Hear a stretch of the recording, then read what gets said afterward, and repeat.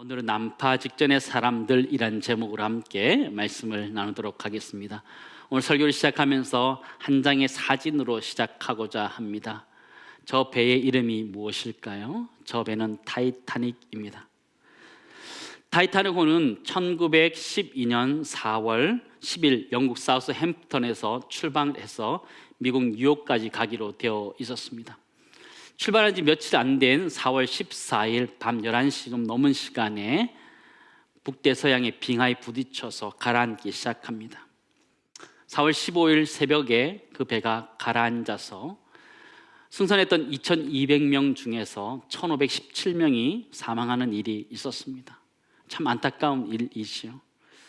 우리에게는 제임스 카메론 감독의 영화 타이타닉으로 더 잘 알려져 있습니다. 그 영화를 보면 거기 등장한 사람들의 심리가 잘 표현되어져 있습니다. 사람들은 죽음 앞에서 거짓말을 하지 않고 진짜 마음을 잘 드러내지 않습니까? 영화 타이타닉을 볼 때에도 주인공들의 그 마음이 잘 표현되어져 있습니다. 주인공들의 사진을 잠깐 보여드리도록 하겠습니다. 맨 왼쪽에 있는 사람이 칼이라는 사람입니다. 로즈의 약혼자이고 부자입니다. 가운데 있는 주인공이 잭인데요, 물품의 화가였습니다. 로즈를 살리고 본인은 죽게 되지요. 로즈는 칼과 약혼했지만 잭과 사랑을 나누게 되고 그 평생 그렇게 살아가게 되는 주인공도 등장하게 됩니다. 이 영화는 난파 직전의 사람들의 심리 상태를 잘 보여주는 영화다 볼 수 있습니다. 칼은 귀족이고 부자였지만 비열한 방법을 가지고 그는 살아내기 시작합니다. 그러나 반대로 가난했지만 한 여인을 사랑하고 자신은 담담하게 죽음을 맞아들이는 주인공도 등장하게 되고, 약혼자와 또 사랑하는 사람과의 관계 속에서 갈등하는 그 여인의 모습이 잘 표현되어져 있습니다. 난파 직전의 상황은 사람들의 진짜 마음을 보여줍니다. 우리 인생도 마찬가지입니다. 우리 인생의 삶의 태도가 언제 드러나느냐 하면 우리 인생이 난파되기 직전에, 내 인생이 참 고난과 어려움 가운데 우리의 진짜 모습이 드러나는 것입니다. 오늘 성경 본문 말씀 보면 유라굴로 광풍을 맞는 사도 바울이 탄 배의 모습을 보여주는데 정말 난파 직전의 모습이 아닐 수 없습니다. 40절, 41절입니다. 닻을 끊어 바다에 버리는 동시에 키를 풀어 늦추고 돛을 달고 바람에 맞추어 해안을 향하여 들어가다가 두 물이 합하여 흐르는 곳을 만나 배를 걸매 이 물은 부딪혀 움직일 수 없이 붙고 고물은 큰 물결에 깨어져 가니, 이렇게 기록되어져 있습니다. 성경을 보니까 닻을 끊었다 이렇게 표현해 주고 있습니다. 고정되었던 닻을 끊어버리고 돛을 달고 바람을 향해서 해안으로 들어가게 됩니다. 왜냐하면 항만이 보이기 시작했기 때문이었습니다. 마지막 승부수를 띄운 것이죠. 41절에 보니까 이 상황이 만만치 않은 상황이었음을 보게 됩니다. 세번역 성경을 보시기 바랍니다. 그런데 두 물살이 합치는 곳에 끼어들어서 배가 모래톱에 걸렸다. 이 물이란 것은요, 배 앞머리를 이야기하는데 이 물은 박혀서 움직이지 않고 고물은 심한 물결에 깨졌다 이렇게 표현되어 있습니다. 이 물이란 배의 앞부분이 모래톱에 박혀버린 것이고요, 고물은 배의 뒷부분인데 거기는 지금 깨지기 일보 직전이다 이렇게 표현해주고 있는 것이죠. 물살이 너무 심해서 진퇴양난의 그런 상황을 맞이하고 있는 배의 상황을 보게 되죠. 완전히 난파되기 직전의 상황인데 이때 사람들의 행동을 통해서 그들의 마음을 알 수 있습니다. 30절에 32절 말씀, 사공들의 모습을 한번 보시기 바랍니다. 사공들이 도망하고자 하여 이물에서 닻을 내리는 채 하고 거룻배를 바다에 내려놓거늘 바울이 백부장과 군인들에게 이르되 이 사람들이 배에 있지 아니하면 너희가 구원을 얻지 못하리라 하니 이에 군인들이 거룻줄을 끊어떼어 버리니라. 난파 직전의 상황에서 사공들이 쇼를 하는 것이죠. 돛을 내리는 것처럼 하면서 거룻배를 내려놓는 것입니다. 지도를 한번 보여주시기 바랍니다. 오른쪽 아래에 그레데라는 섬이 있습니다. 미양에서 그 지중해를 지금 유라 광풍 속에서 헤매다가 14일을 지나면서 멜리데 근처까지 온 것입니다. 14일 동안 이 사공들은 죽을 고생을 하면서 지금 온 것입니다. 어디로 갈지 어떻게 가야 될지 알 수 없는 상황 속에서 떠밀려서 여기까지 오게 된 것입니다. 절망과 좌절, 자포자기의 그 시간들이 흘러갔습니다. 그러던 중 살아갈 기미가 살짝 보이기 시작했습니다. 사람들이 물의 깊이를 재보니까 처음에 20길 정도 되었다 이렇게 표현해 있고요. 그 다음 조금 더 가니까 15길 정도 되었다 이렇게 표현해 주고 있습니다. 그 말은 조금 더 가면 육지에 도착할 수 있겠구나라는 생각을 할 수 있는 그런 때였습니다. 그런데 문제가 뭐냐면 모두 다 살 수는 없겠다 사공들이 판단했습니다. 그래서 그들은 자기들이라도 살아야겠다는 마음을 가지고 거룻배를 내리고 타기로 작정하게 됩니다. 30절에 보시기 바랍니다. 그들의 모습이 이렇게 기록되어 있는데요, 사공들이 도망하고자 하여 이렇게 되어 있습니다. 난파 직전에 이 사공들은 지금 혼자 살겠다고 도망하고자 하고 있는 그들의 모습을 보여줍니다. 사실 사공들은 배를 움직이는 실제적인 사람들이고 동력이었습니다. 그러므로 이들이 없는 배는 죽음과 마찬가지였는데 이들은 그들이 살고자 도망합니다. 이와 같이 난파 직전의 상황에서 혼자 살려는 사람들이 성경에 기록되어져 있습니다. 난파 직전의 상황에서 다른 사람은 안중에도 없습니다. 이 상황에서 절대적인 실무를 담당하는 사람들이 그냥 도망하고자 하는 모습을 보게 되죠. 참 무책임하다 이런 생각을 하게 됩니다. 여러분 예능 프로로 보셨겠지만 아무리 심한 벌칙이라도 자신만 받지 않으면 괜찮다라고 말했던 것입니다. 구호를 혹시 기억하십니까? 한번 따라하겠습니다. 나만 아니면 돼. 그죠? 나만 아니면 돼. 그죠?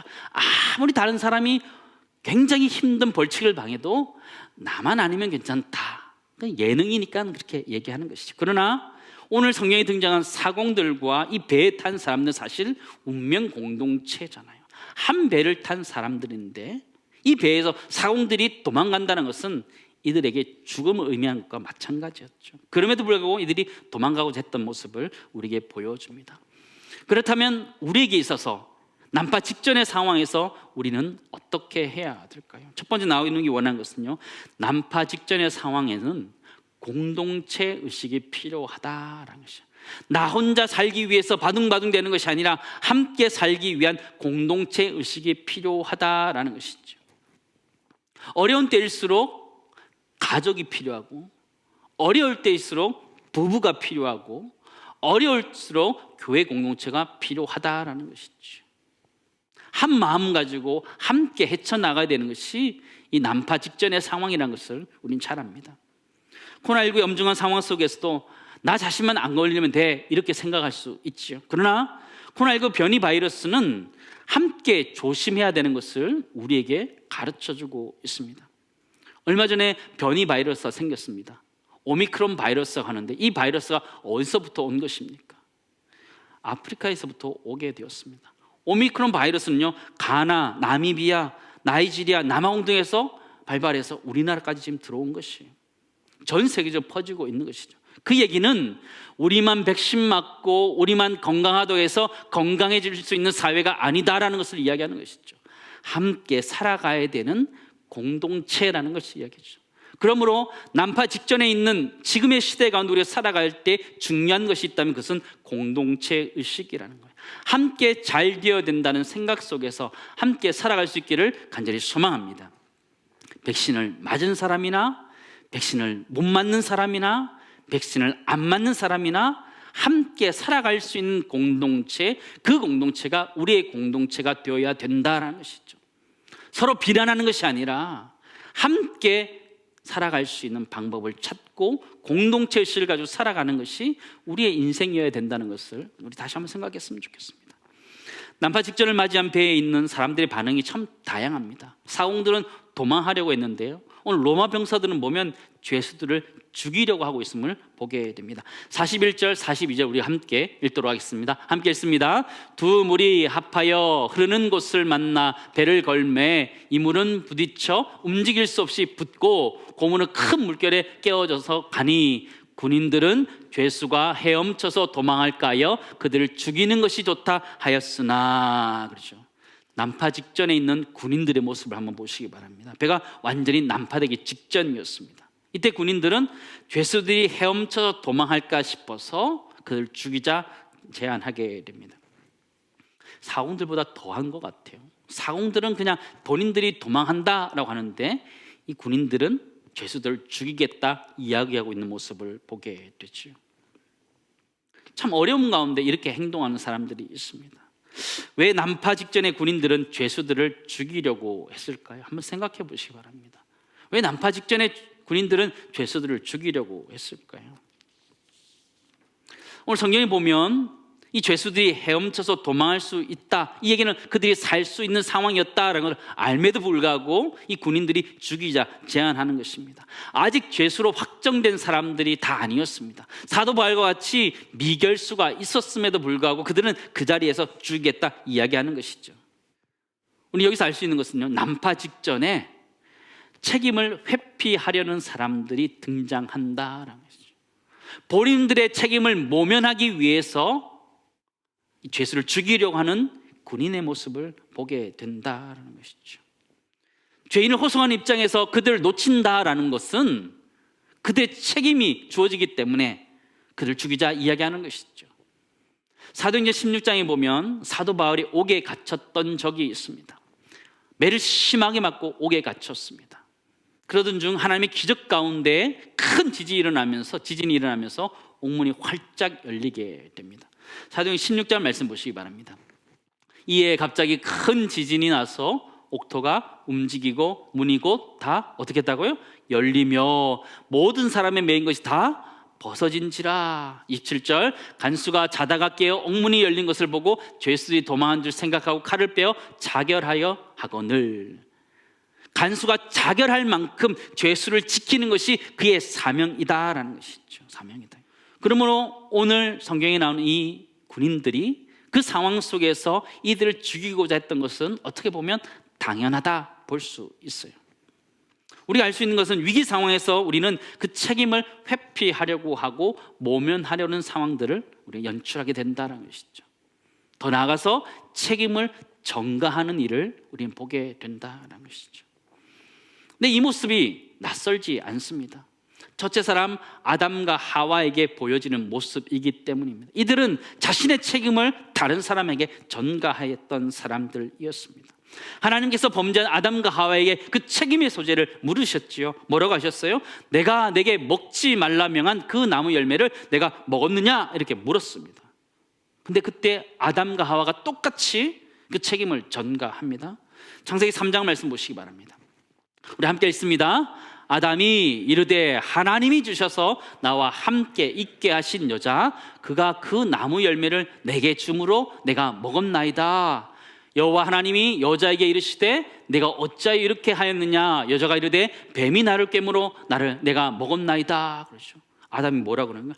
하나님이 주셔서 나와 함께 하게 한 그 여자가 내게 주므로 먹었다. 이렇게 얘기하는 거야. 말이 길어요. 그렇죠?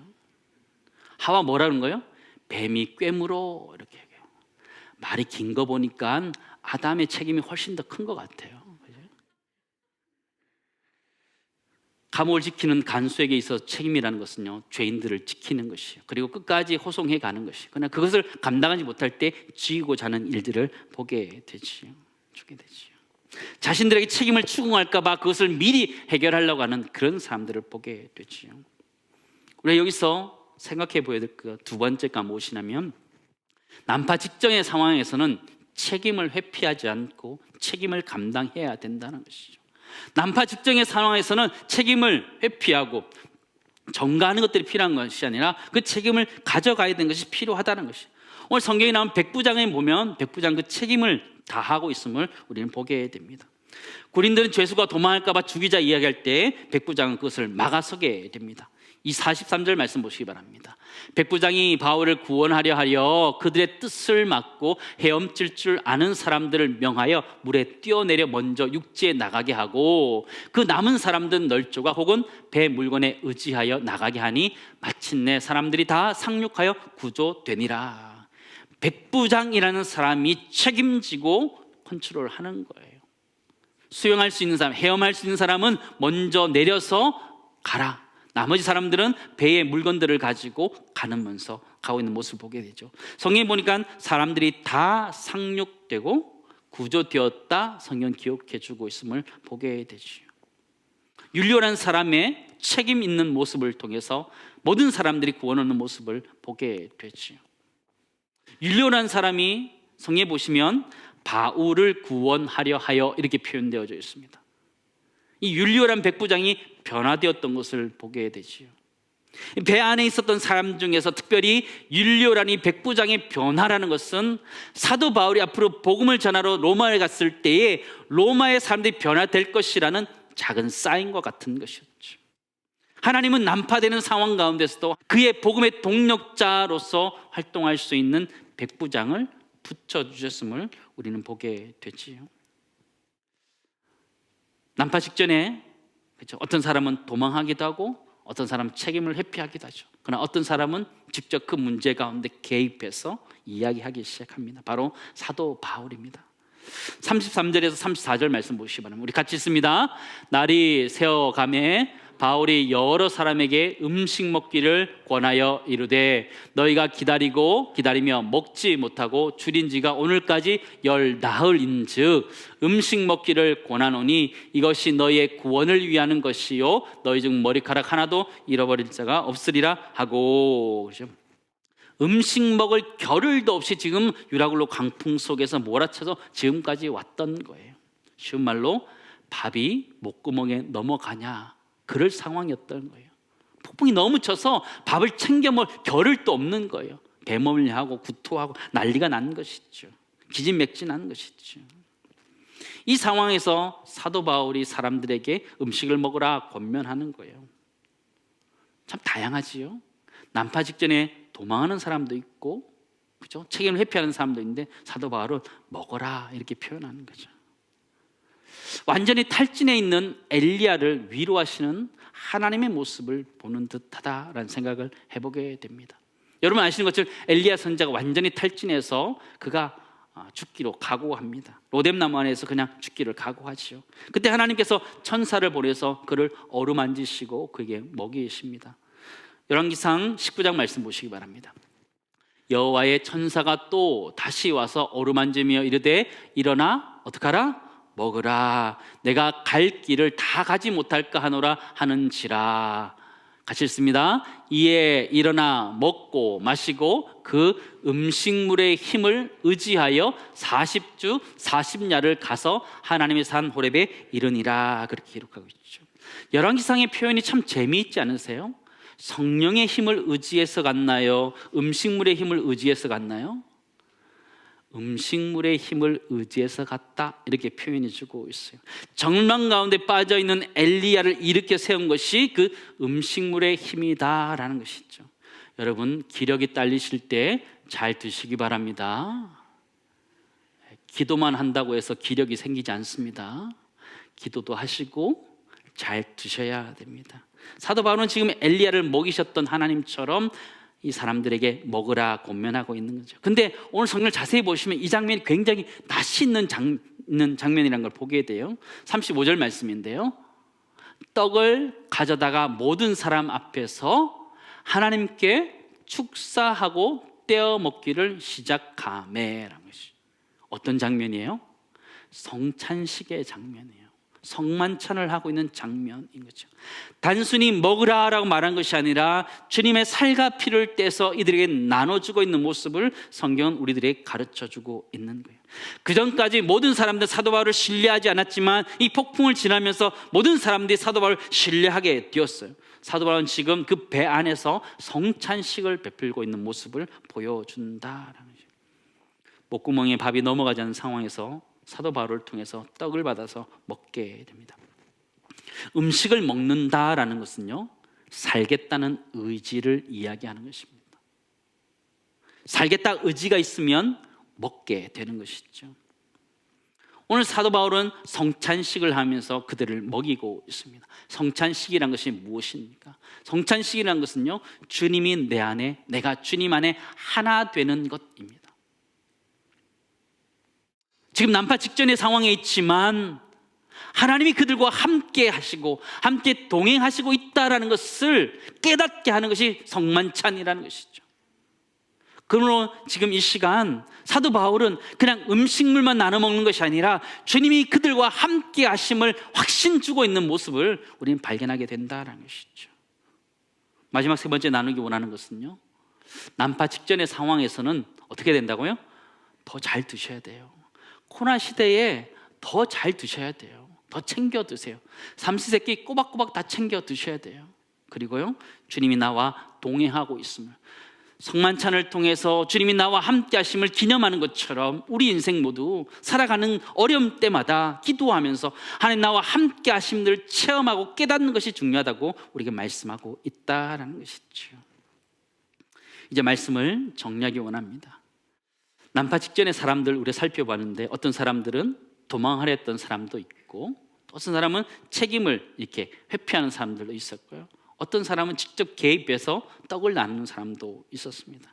여러분, 어떤 사람이 되기 원하십니까? 이번 한 주 살아가면서 여러분 밥 한 끼 대접하시기 바랍니다. 여러분 주변에 이렇게 난파 직전에 있는 사람들이 보일 수 있습니다. 어려운 문제 때문에 고민하고 갈등하고 지쳐있는 사람이 있을 수 있거든요. 그 사람에게 이번 주 밥 한 끼 사셔요. 비싼 거 안 사도 괜찮으니까 밥 한 끼 대접하면서요, 하나님이 그런 마음을 주셨다 위로하면서, 하나님이 엘리야를 찾아오셔서 위로시켰던 것처럼 여러분이 여러분 주변에 있는 사람들을 찾아가서 그들을 일으켜 세울 수 있는 애가 우리 모두에 있기를 간절히 소망합니다. 난파 직전에 있는 상황, 코로나19의 참 상황 가운데는 그런 공동체성이 필요하고 책임을 지고 나아가는 자세가 필요하고 도와주는 것들이 필요합니다. 함께 이 위기를 잘 이겨낼 수 있는 우리 귀한 공동체 되기를 간절히 소망합니다.